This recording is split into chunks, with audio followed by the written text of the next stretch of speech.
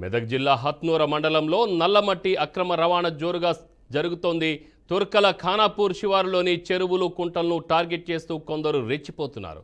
కుంట కట్టాలని సైతం తొలగించి మట్టి టిప్పర్లు వెళ్లడానికి దారి ఏర్పాటు చేసుకుంటున్నారు.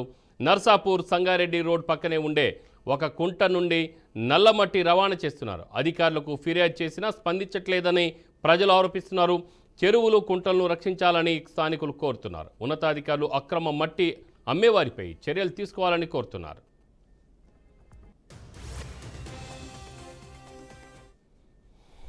మేడం, హత్నూర మండలంలో నల్ల మట్టి వ్యాపారం చాలా జోరుగా సాగుతున్నది. మరి మీ దృష్టికి అది ఇంతవరకు వచ్చిందా, లేకపోతే వచ్చినా మీరు పట్టించుకోలేరా? అలా ఏం లేదు, మా డ్యూటీ మేము చేస్తున్నాము. ఖచ్చితంగా నేను వాళ్ళకి వార్నింగ్ ఇస్తున్నాను. మట్టి తీసుకోవడానికి అయితే ఎవరికి పర్మిషన్స్ ఇవ్వట్లేదు.